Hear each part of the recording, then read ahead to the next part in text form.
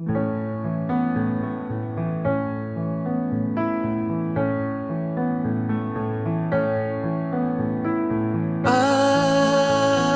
bless my inner visions of you. So what if... Hello, my name's Tom Walker. Welcome to That'll Be the Day. In this podcast, I'm going to be talking to a wheelchair user from Liverpool who's used her voice and education to stand up for other disabled people. But before we hear from Lisa McCann, if you like the music at the start of this podcast, it's a track called That'll Be the Day by the Liverpool band The Vow. And as always, I'll be featuring a track by the band at the end of this podcast. To find out which one I've chosen, stay tuned. That'll be the day your open invitation comes my way.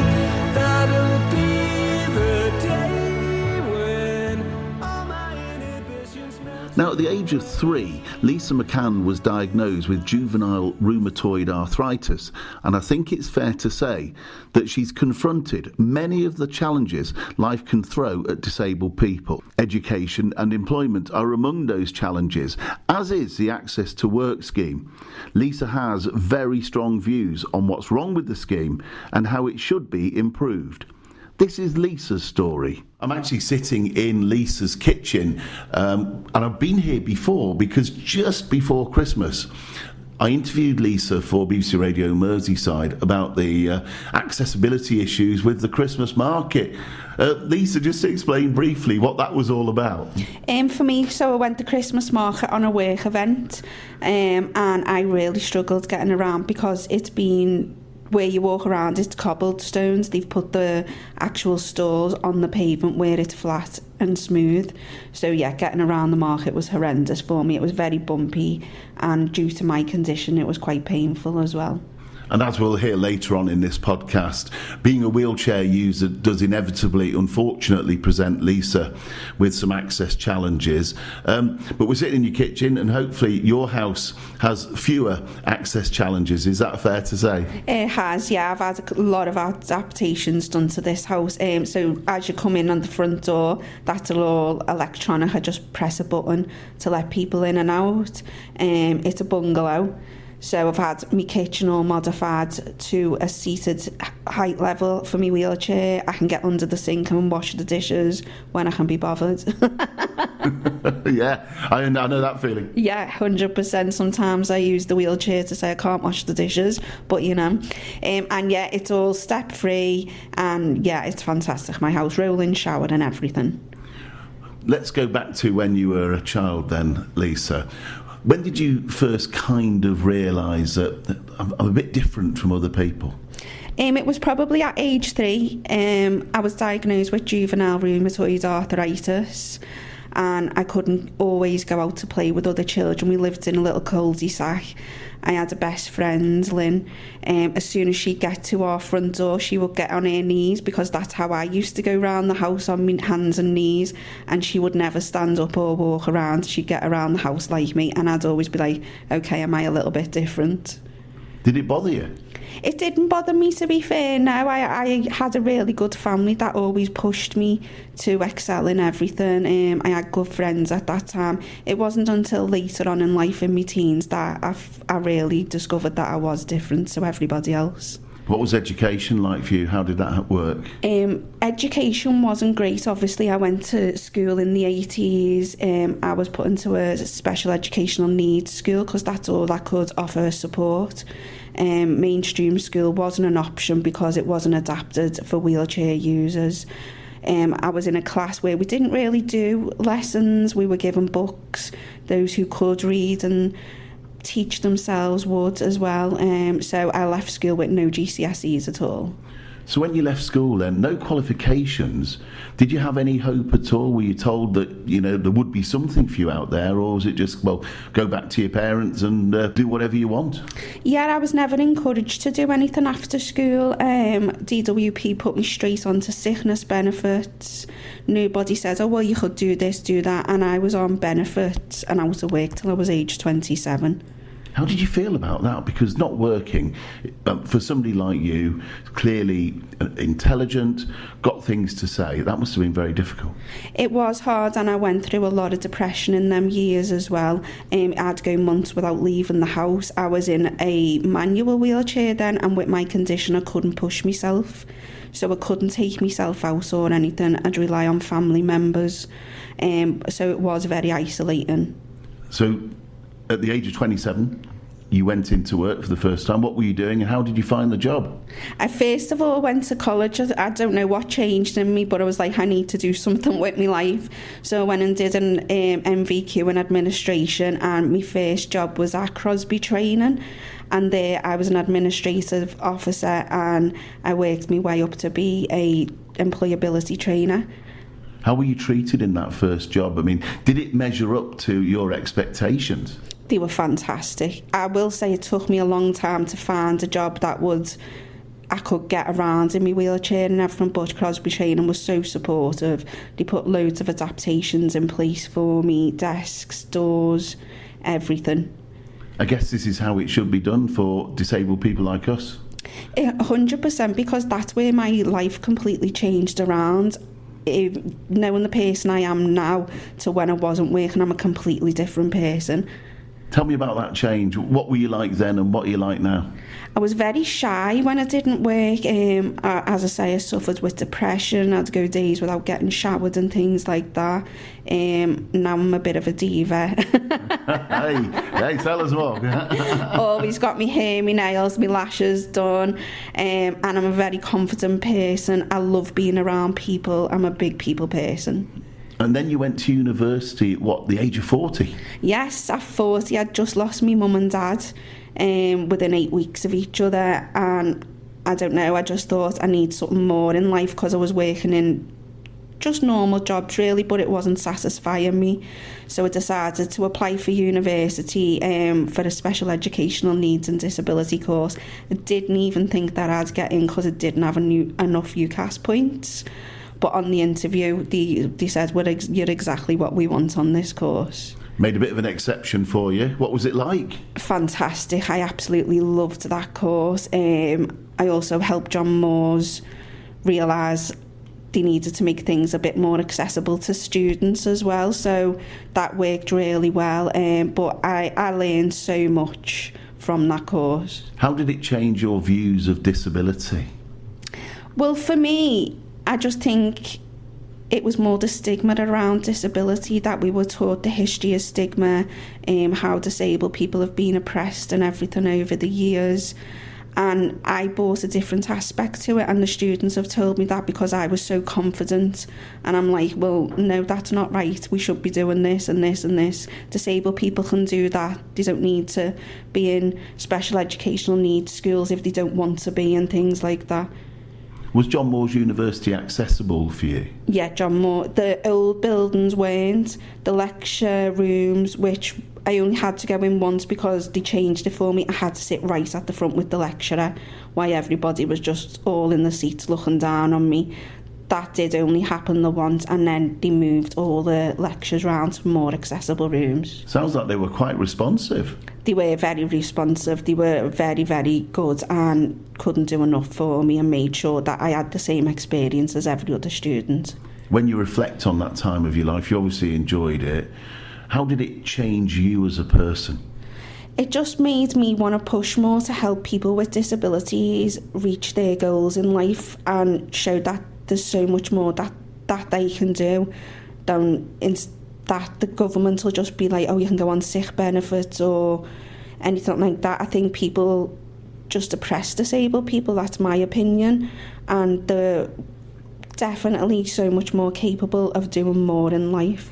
Did you begin to formulate ideas as to how things might change, and if so, what were those ideas? So for me, I'd started an Instagram, and I wanted, because I obviously as a disabled person myself, I know you've always got to research accessible places, just going out to eat, bars, everything. So I started my Instagram so I could review those places, and then people could see it and know, well, I can go there. She's got in there with a wheelchair and everything, there's a toilet, and then it takes a little bit of the strain off them researching. Because when you go out, I guess you do it even now, you still have to check whether a venue is going to be accessible, a restaurant's got accessible toilets and stuff like that.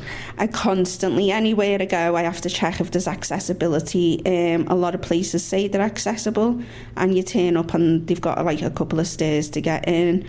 Or I've been to bars where I'm having a great time and there's not a toilet for me to use. I've had to leave the bar and go and find a McDonald's to use their toilet. Well, there's obviously a practical side to this, but there's also a psychological side for you. How do you feel when you're in that situation? It can't be good. No, it's horrible because I'm with friends and I don't want them to have to change their plans for me. So then it makes me feel guilty on them. And it takes us back to the stigma, doesn't it? It does take us back to the stigma. And I know they want to go to these places, but I can't go in, and then they feel sorry for me, and that's not what I want. You just want to be part of the group, don't you, really? I do, yeah. I just want to be part of the group. I don't want to have to be constantly planning and thinking I can't get in there and worrying about everybody else. Work hasn't always been accessible for you, has it? Because I think I'm right in saying you worked for the Home Office, but you had to do that from home because of accessibility issues? Yeah, so I worked for the Home Office for 4 years, and the building, because I'd need electronic doors to be fully independent, they couldn't put that in place. They said they were working on it, but 4 years passed, I was isolated in a full-time job, sat at home, which wasn't, again, good for my mental health. You wanted to be part of the team, and I guess it's really difficult when you're meeting on Zoom or Teams. Well, yeah, because obviously people were going into the office and they were going out for team lunches and everything like that, and I wasn't part of that. I guess you felt pretty excluded. I really did feel excluded, yeah. I felt like I didn't get to know anyone. I didn't have the office banter that you'd get when you're in there and everything. I really did miss out on that socialisation in a job. When you mentioned this to your line manager or to HR or whoever it might have been, what response did you get? They did say that they were working on it. They were putting a plan in place to try and get accessibility for me and everything, but then unfortunately my contract came to an end. Do you think they understood the issues from your point of view? No, I don't. I don't think they spent enough time. I'd asked to come into the building and show them exactly what I need, but I was never taken up on that opportunity. Seems a bit surprising for an organisation like the government that says it's committed to diversity, equality and all the rest of it, not to do that. Did you ever speak to the union or anybody like that to see if you could get them to change their minds, to do things differently? I didn't really, because as I said, my contract came to an end, and to be honest, it was a hard, mentally straining job.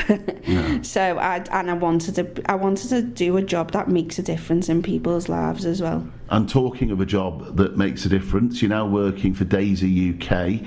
Just tell us about the job you're doing and about Daisy for people who don't know the organisation. Yeah, so Daisy Inclusive UK is a charity based on Breck Road, and we support... That's in Anfield, Liverpool, isn't it? Yeah, that's right.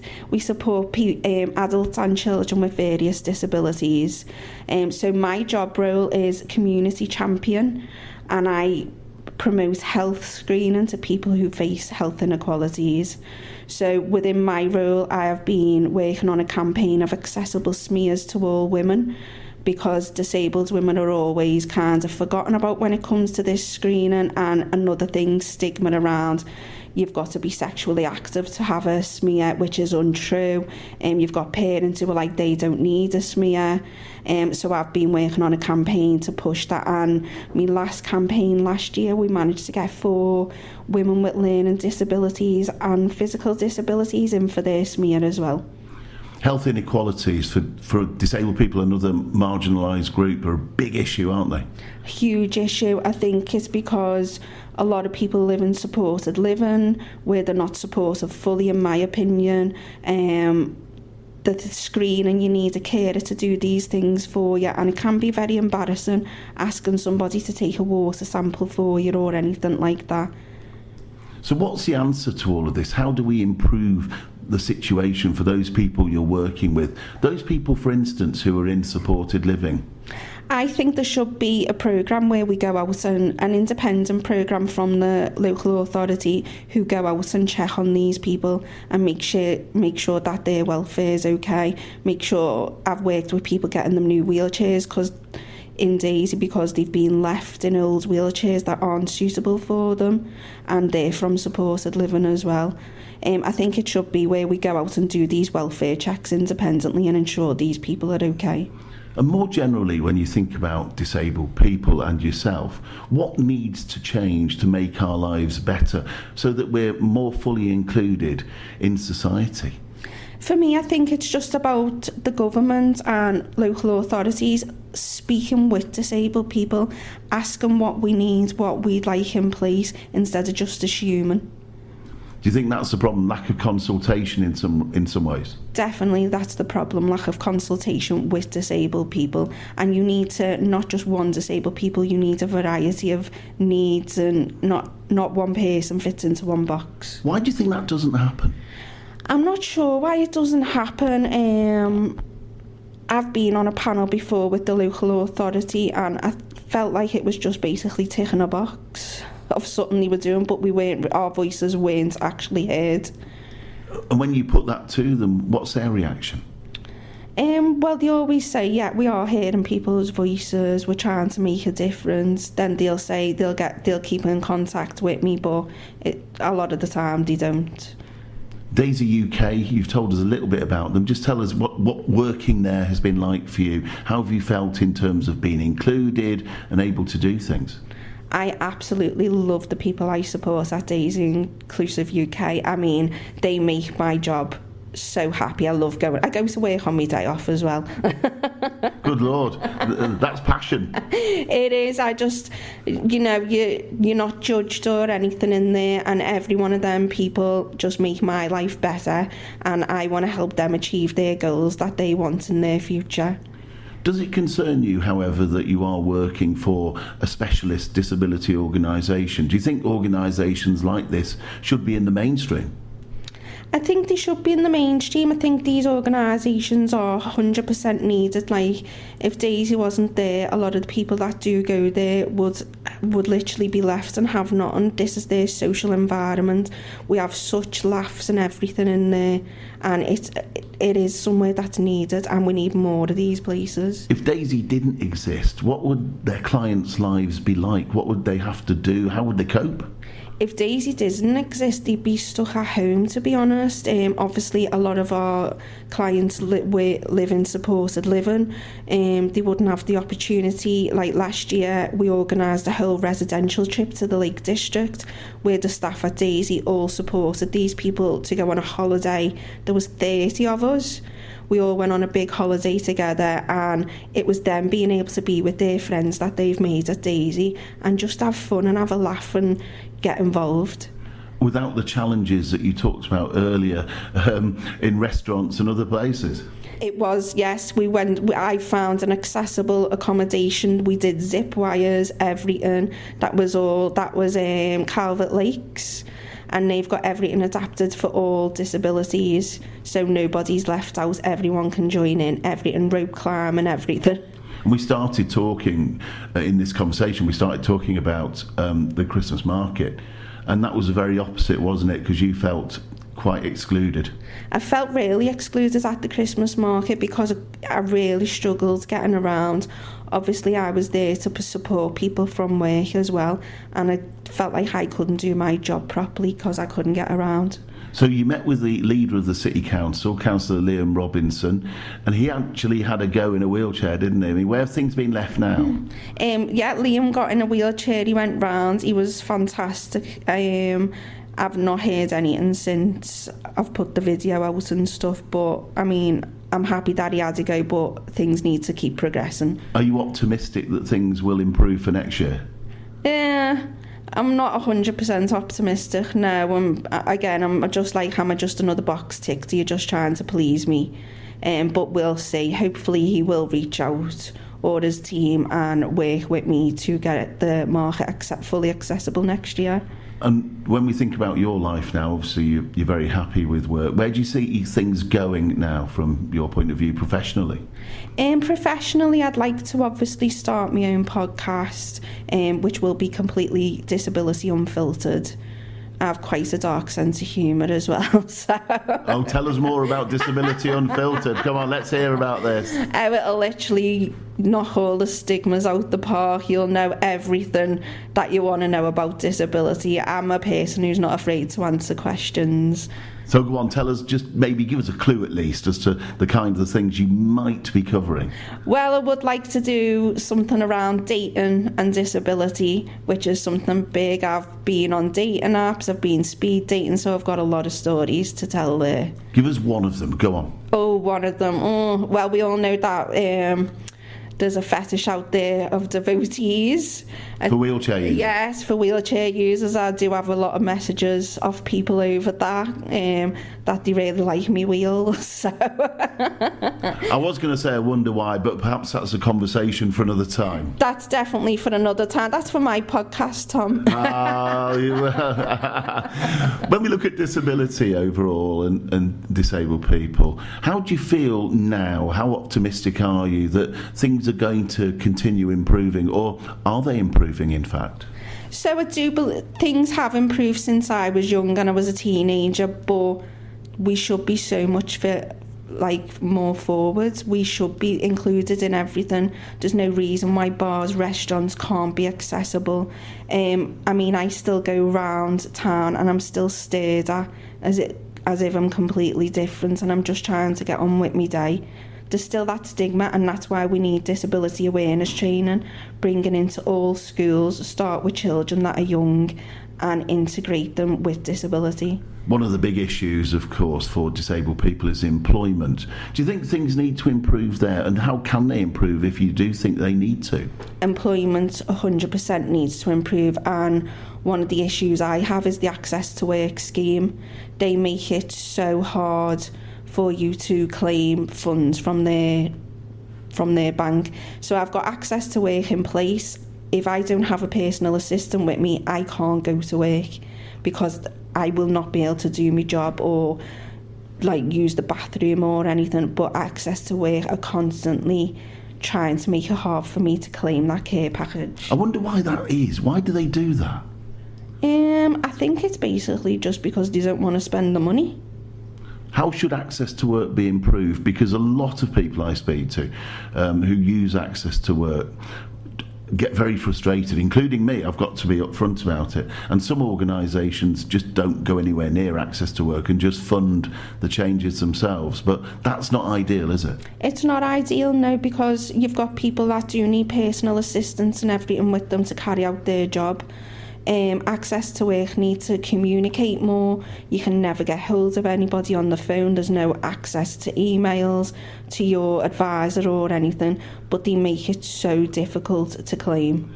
When you started working at Daisy UK, how long did you have to wait for your adaptations and adjustments to be put in place? I actually didn't wait that long because I'd already had access to work in place previously.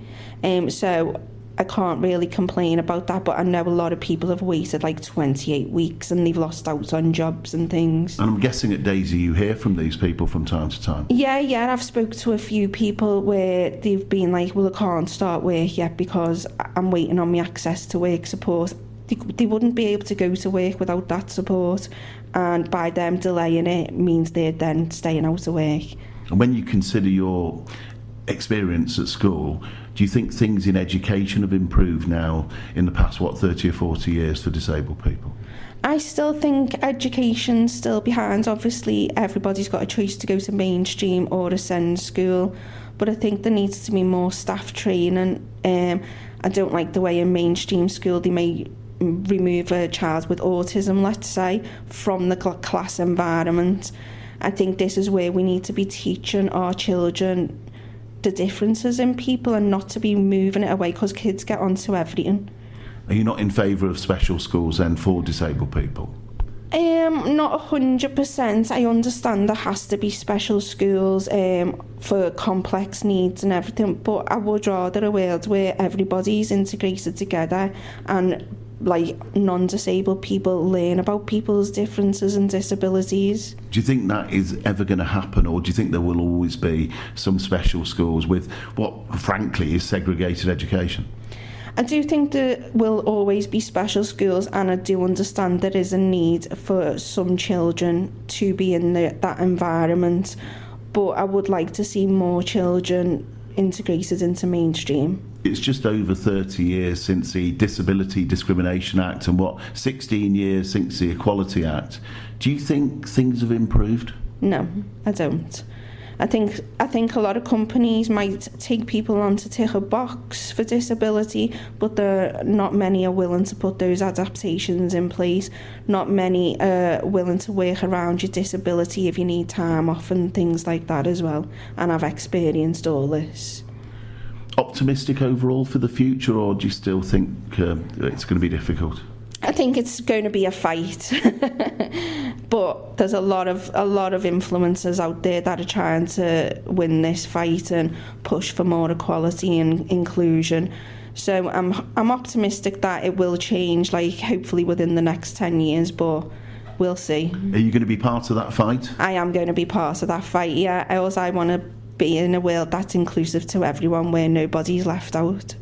Well, Lisa, thank you very much for talking to me. No problem at all. Thank you, Tom, for having me on. So once again, thanks very much to Lisa for telling her story. I personally found that really, really interesting. So to the music, which track by The Vow have I chosen? Well, I guess it's still just about winter time, and that is the name of the track I've selected.